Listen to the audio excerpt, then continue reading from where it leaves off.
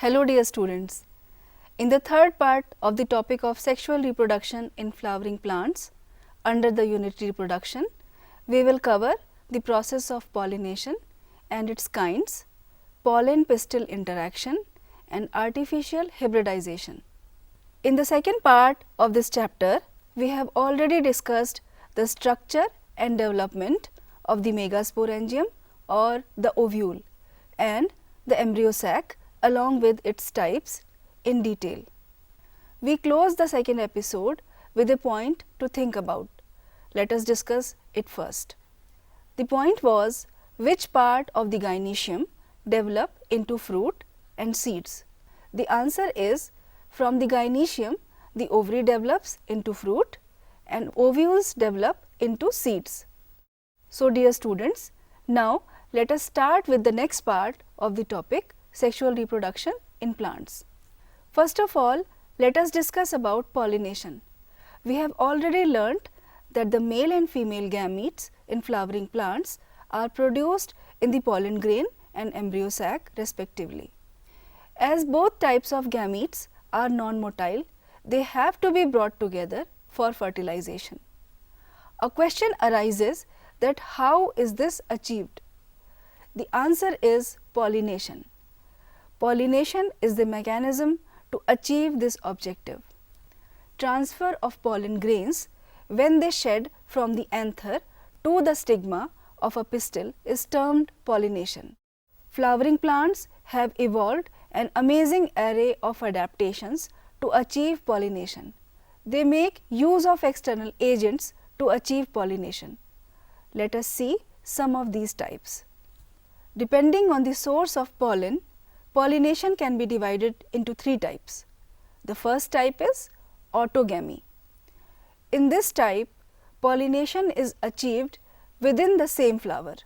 Transfer of pollen grains take place from the anther to the stigma of the same flower. Here we can see an example of the self-pollinated flower. In a normal flower which opens and exposes the anthers and the stigma, complete autogamy is rare. Autogamy in such flowers require synchrony in pollen release and stigma receptivity, and also the anthers and the stigma should lie close to each other so that self-pollination can occur. Some plants such as viola or common pansy, oxalis and commelina produce two types of flowers. They are chasmogamous flowers and cleistogamous flowers. In this diagram, we can observe the cleistogamous and chasmogamous flowers. The chasmogamous flowers are similar to flowers of other species with exposed anthers and stigma.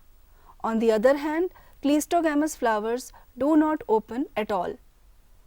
In such flowers, the anthers and stigma lie close to each other. When anthers dehisce in the flower buds, pollen grains come in contact with the stigma to effect pollination. Thus, cleistogamous flowers are invariably autogamous as there is no chance of cross-pollination landing on the stigma. Cleistogamous flowers produce assured seed set even in the absence of pollinators. Now, let us see the second kind of pollination. This is geitonogamy. Here, transfer of pollen grains from the anther to the stigma of other flower of the same plant happens. Although geitonogamy is functionally cross-pollination involving a pollinating agent, genetically it is similar to autogamy since the pollen grains come from the same plant. Now, let us see the third kind of pollination. It is xenogamy. Here, transfer of pollen grains from anther to the stigma of a different plant happens. This is the only type of pollination which during pollination brings genetically different types of pollen grains to the stigma. We can observe a cross-pollinated flower in this photograph. Now, let us discuss the agents of pollination. Plants use wind and water as abiotic and animals as biotic agents to achieve pollination. Majority of plants use biotic agents for pollination. Only a small proportion of plants use abiotic agents. Pollen grains coming in contact with the stigma is a chance factor in both wind and water pollination. To compensate for these uncertainties and associated loss of pollen grains, the flower produces enormous amount of pollen when compared to the number of ovules available for pollination. Pollination by wind is more common among abiotic pollinations. Wind pollination also requires that the pollen grains are light and non-sticky so that they can be transported in wind currents. They often possess well-exposed stamens so that the pollens are easily dispersed into wind currents and large, often feathery stigma to easily trap airborne pollen grains. Here in this diagram, we can observe a wind-pollinated plant showing compact inflorescence and well-exposed stamens. Wind-pollinated flowers often have a single ovule in each ovary and numerous flowers packed into an inflorescence. A familiar example is the corn cob. The tassels you see are nothing but the stigma and style which wave in the wind to trap pollen grains. Wind pollination is quite common in grasses. Pollination by water is quite rare in flowering plants and is limited to about 30 genera, mostly monocotyledons. As against this, you would recall that water is a regular mode of transport for the male gametes among the lower plant groups such as algae, bryophytes and pteridophytes. It is believed, particularly for some bryophytes and pteridophytes, that their distribution is limited because of the need for water for the transport of male gametes and fertilization.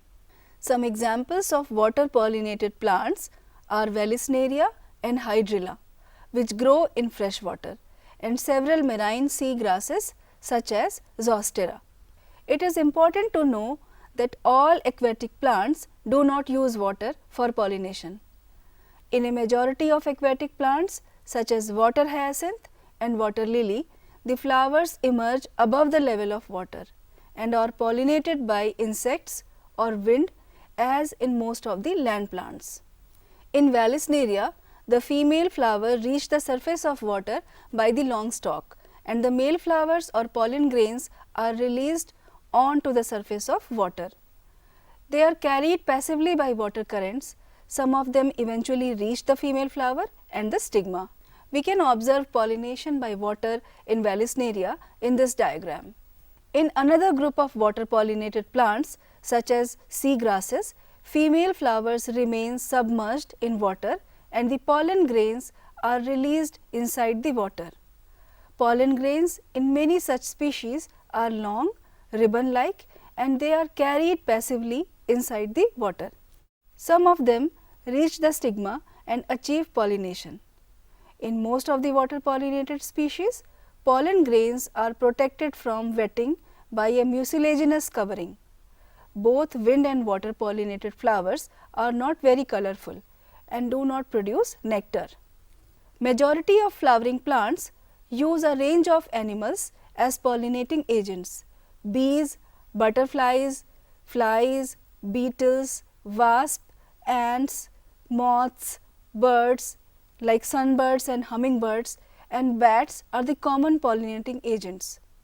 Here in this photograph we can observe an insect pollinating a flower. Among the animals, insects, particularly bees, are the dominant biotic pollinating agents. Even larger animals such as some primates like lemurs, arboreal or tree dwelling rodents, or even reptiles like gecko lizard and garden lizard have also been reported as pollinators in some species. Often flowers of animal pollinated plants are specifically adapted for a particular species of animal. Majority of insect pollinated flowers are large, colorful, fragrant and rich in nectar.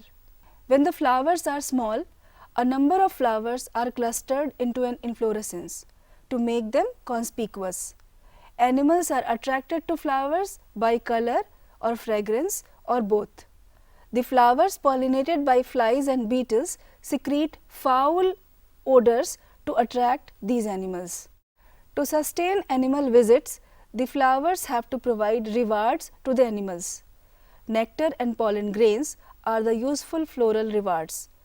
For harvesting the rewards from the flower, the animal visitor comes in contact with the anthers and the stigma. The body of the animal gets a coating of pollen grains, which are generally sticky in animal pollinated flowers. When the animal carrying pollen on its body comes in contact with the stigma, it brings about pollination. In some species, floral rewards are in providing safe place to lay eggs.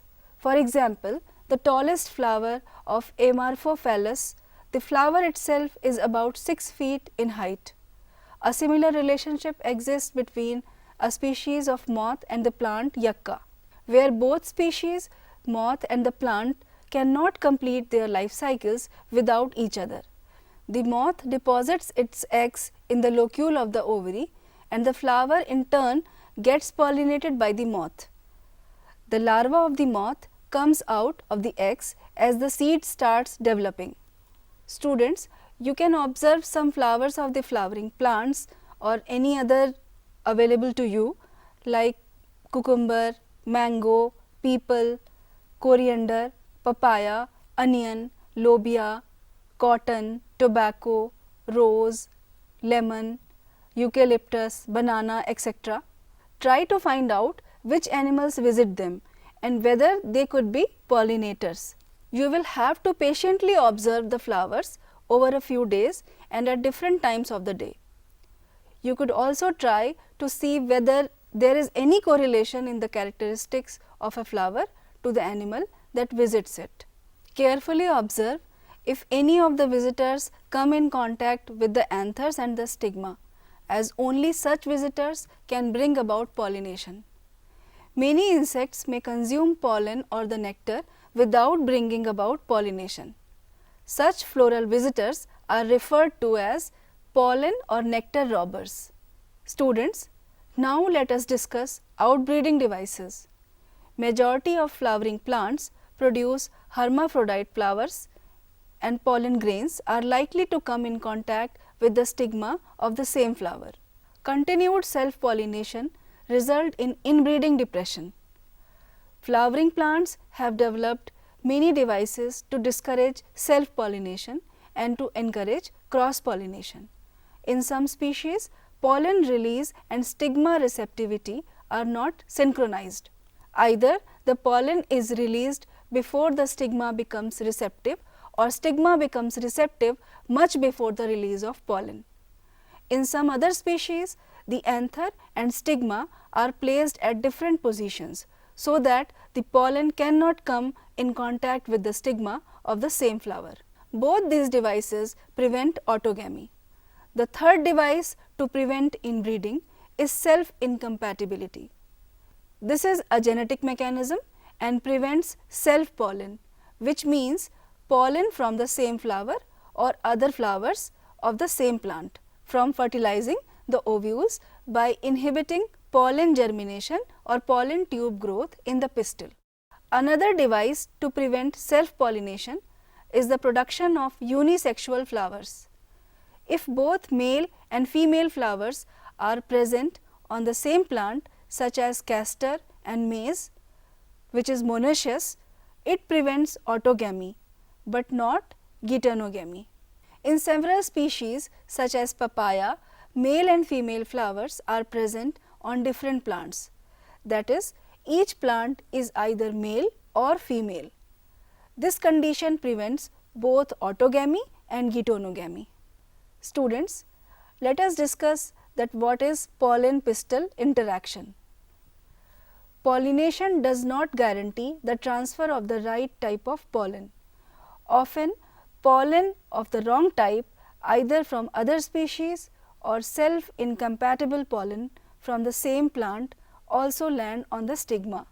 The pistil has the ability to recognize the pollen, whether it is the right type or compatible or the wrong type or incompatible. If it is of the right type, the pistil accepts the pollen and promotes post-pollination events that leads to fertilization. If the pollen is of the wrong type, the pistil rejects the pollen by preventing pollen germination on the stigma or the pollen tube growth in the style. The ability of the pistil to recognize the pollen followed by its acceptance or rejection is the result of continuous dialogue between pollen grain and the pistil. This dialogue is mediated by chemical components of the pollen interacting with those of the pistil. It is only in recent years that botanists have been able to identify some of the pollen and pistil components and the interactions leading to the recognition followed by acceptance or rejection. As mentioned earlier, following compatible pollination, the pollen grain germinates on the stigma to produce a pollen tube through one of the germ pores. In this diagram, we can observe the pollen grains germinating on the stigma. The contents of the pollen grain move into the pollen tube. Pollen tube grows through the tissue of stigma and style and reaches the ovary. We can observe the pollen tubes growing through the style in this diagram. The next diagram shows the longitudinal section of pistil showing the path of the pollen tube growth. Students, you would recall that in some plants, pollen grains are shed at two-celled condition with a vegetative cell and a generative cell.